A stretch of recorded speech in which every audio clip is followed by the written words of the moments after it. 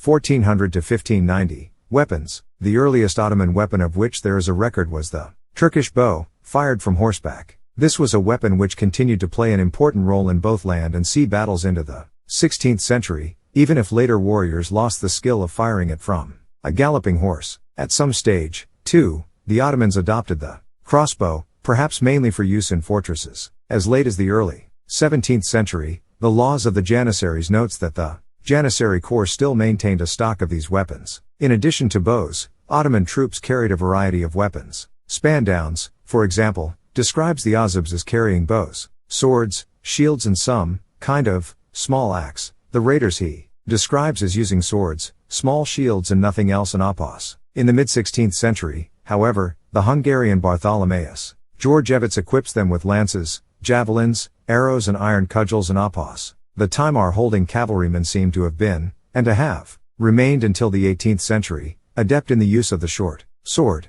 These troops probably, in fact, used a great variety of weapons, since the law required them to bring their own equipment to battle. They would have had, therefore, to rely on what local craftsmen could produce, and what was available in local markets. A law book of 1502, which regulates trading practices in the Rumelian capital, Edirne, lists bowmakers, arrow makers, and sword and dagger makers among the craftsmen of the city. It also, in specifying the minimum quality for categories of saddle, refers to a type called the raider's saddle in Opos. These clauses suggest that raiders and Timar holders bought their equipment in the city market. The law also required Timar holding cavalrymen to provide their own armor, in the form, it seems, of a helmet and light chain mail covering the upper body. A document of November 1515-22 ordering a review of troops in the following spring threatens with decapitation or amputation of an arm any soldier without a helmet or armlet respectively. The law also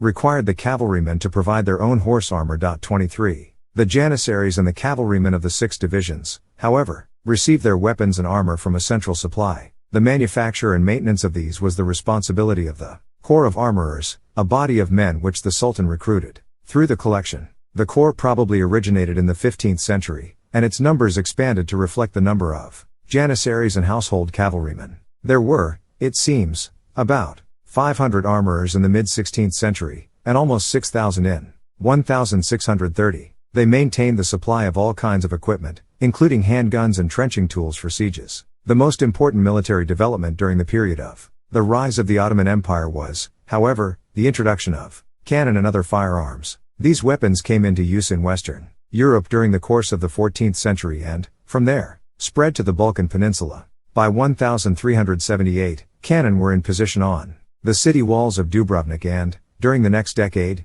came into regular use in the Kingdom of Bosnia and also, one may surmise, in Serbia. Ottoman troops may therefore have encountered them for the first time during raids and campaigns in the Western Balkans during the 1380s. 24. However, the Ottomans themselves did not adopt cannon on a large scale until the following century. References to their use of gunpowder weapons during the reign of Bayezid are untrustworthy. By the 1420s, however, they had begun to use cannon in sieges. Kananos, for example, in his account of the siege of Constantinople in 1422, refers to large bombards, which he reports as having had no effect. There are other isolated references to the Ottoman use of cannon in the first 3 decades of the 15th century, but they were not as yet an important factor in warfare. 25. This changed with the Hungarian Wars of the 1440s. During the campaigns of 1443-4, the Sultan's army had no field artillery. The Hungarians, by contrast, had developed battle tactics which they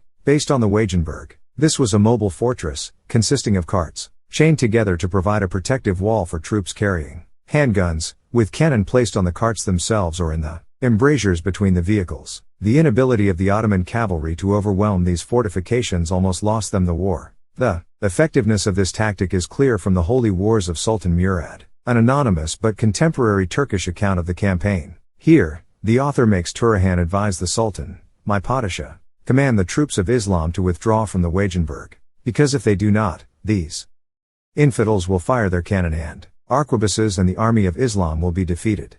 In another passage, where he describes the bravado of a Turkish captive, the author has him say to the King of Hungary, "You rely on your carts and hope that the house of Osman will attack them, and that you will repel them with cannon and arquebus. But you don't know that they have understood your trick. They will not attack your carts. No, they will surround you at a distance the guns cannot reach. The use of the Wagenburg brought the Hungarians very close to victory. In 1443, it was the winter weather and the constriction of the army at the Zlatitsa Pass that prevented their further advance. At Varna in 1444, it was the stupidity of the King of Hungary in breaking loose from his army that led to the defeat. It was, however, a tactic which the Ottomans themselves were very quick to adopt. When the Hungarians again encountered the Ottomans at the Second Battle of Kosovo in 1448, they found that the Sultan had drawn up his ranks behind a castle-like fortification of carts and spiked shields, which the Janissaries defended with guns. 26. Once the Ottoman army had begun to use this tactic, the Hungarians no longer enjoyed a strategic advantage, and the outcome of the battle was a decisive Ottoman victory. During the Varna campaign, it was artillery that gave the Hungarians battlefield superiority, although not ultimately victory. In another theater of the war, however, artillery was crucial to the Hungarian defeat. In order to prevent Murad II's army from crossing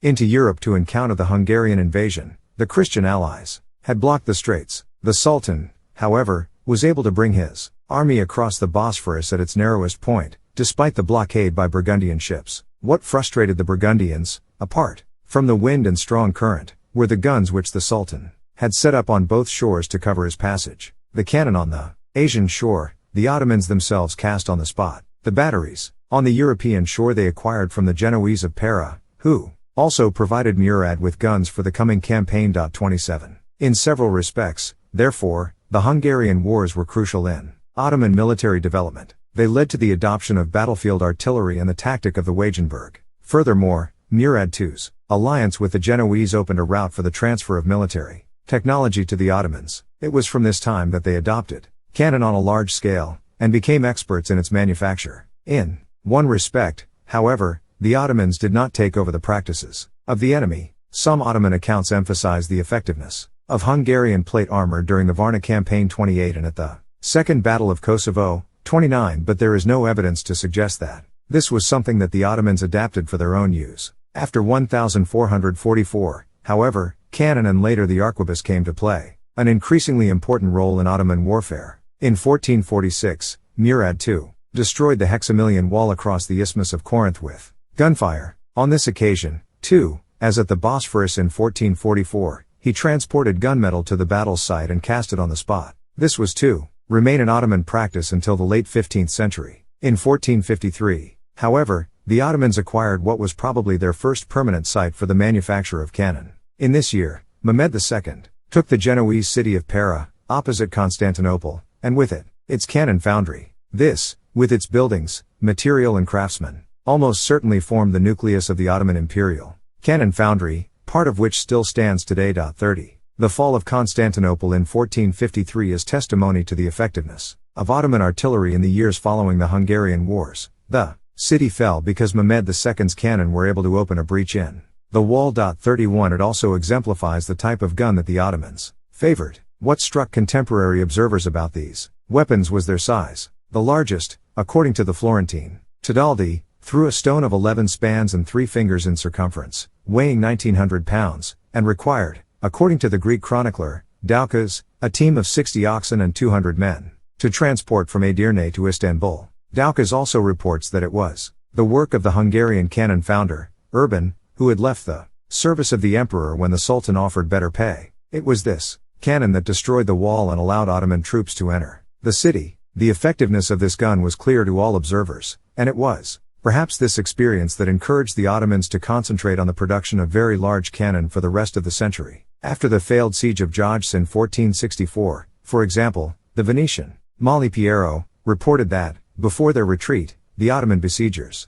threw 5 siege cannon, each 17 feet long, into the river, Verbas to prevent their falling into the hands of the enemy. It was, probably, too, the difficulty of transporting such large guns in one piece that led the Ottomans to continue the practice of casting cannon, apparently from scrap bronze, in the field. The monster gun for knocking down walls and terrorizing the enemy was not, however, the only form of Ottoman artillery at this period. Descriptions of sieges record other types of artillery, notably mortars for firing into the air over fortress or city walls. It seems, too, that the Ottomans used field artillery which, by its nature, must be portable. It was Ottoman sources convincingly claim 32 artillery and arquebuses that secured the victory over Uzun Hasan in 1473. The use of large siege cannons was, however, a characteristic of Ottoman warfare. By 1500, these huge guns were obsolescent. Although capable of inflicting great damage, they had two major disadvantages. First,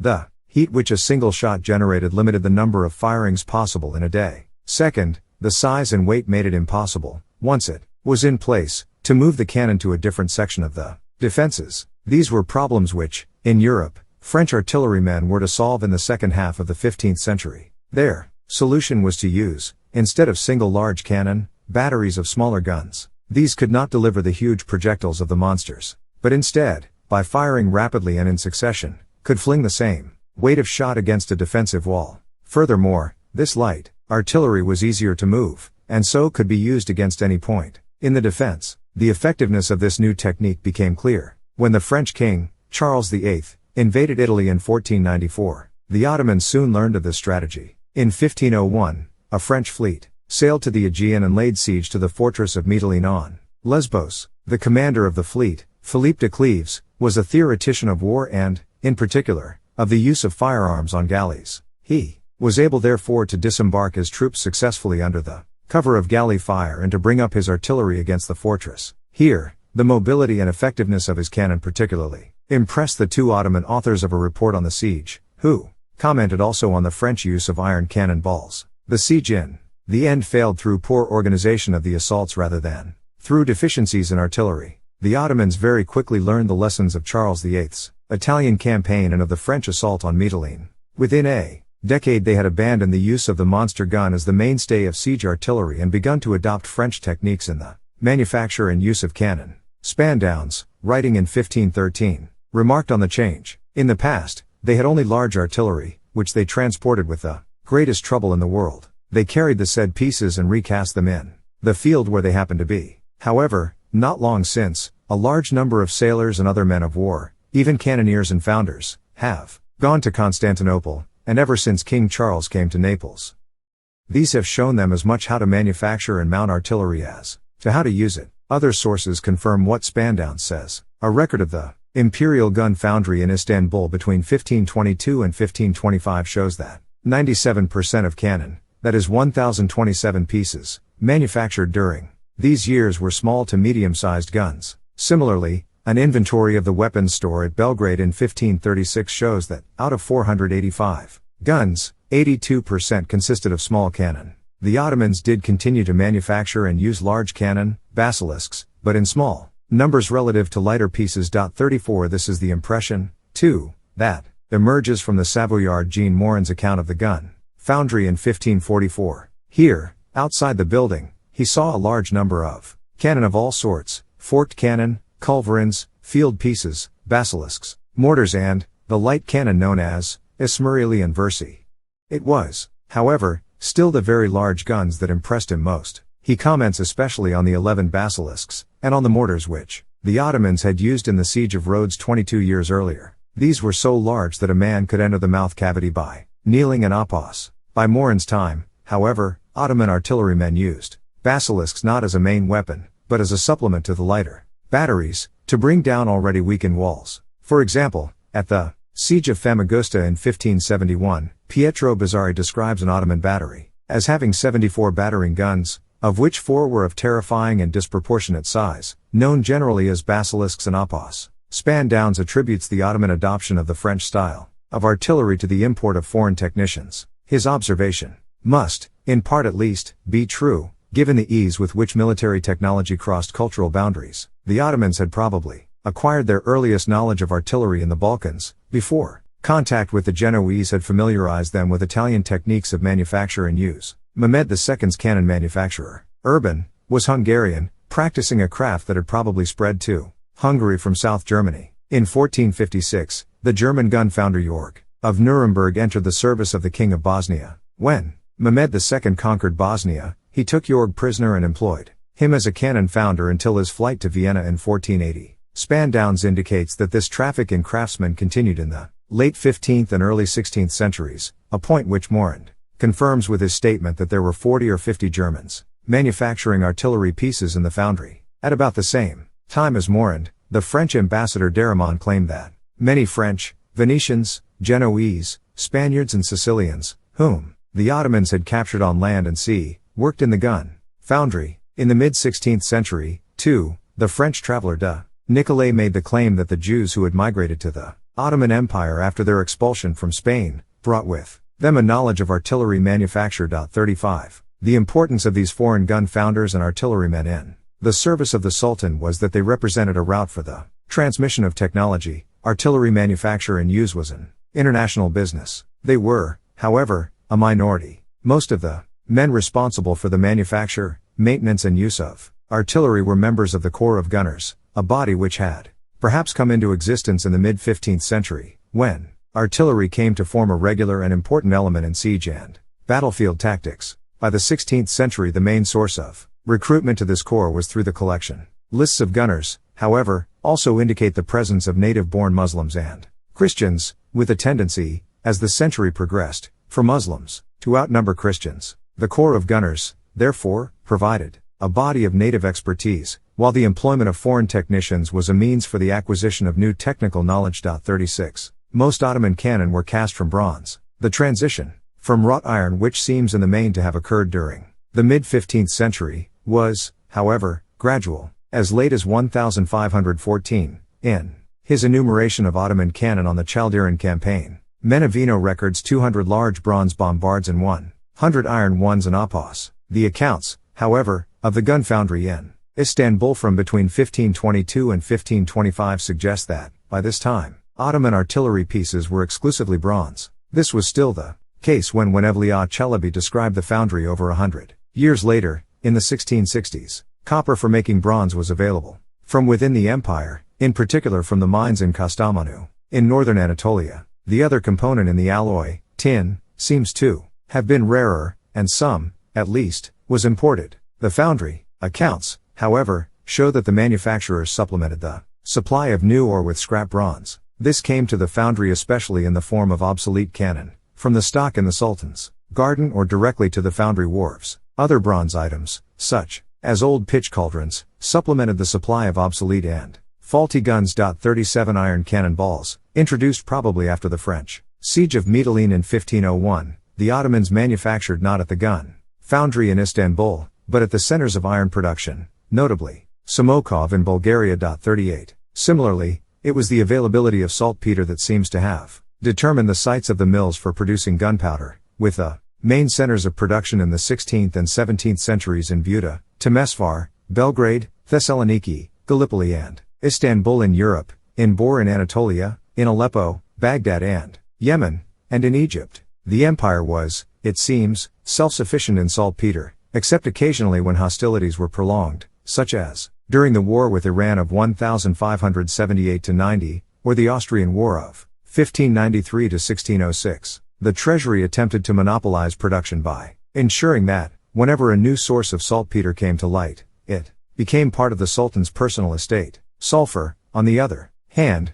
was less abundant. The conquests of Suleiman I, 1520-66, in eastern Anatolia brought the beds in the district of Van and Hakkari under Ottoman control, and further supplies were available from near the Dead Sea, and from Melos and Moldavia. Nonetheless, it was still necessary to import sulfur, especially from Iran. The third ingredient of gunpowder is charcoal. In most places this was easily available, but some areas of production were virtually treeless, forcing the manufacturers to find alternatives, such as shrub roots, mimosa and tamarisk in the Sinai Peninsula. The process of refining saltpeter also consumed a huge amount of fuel, but for this, anything combustible would serve.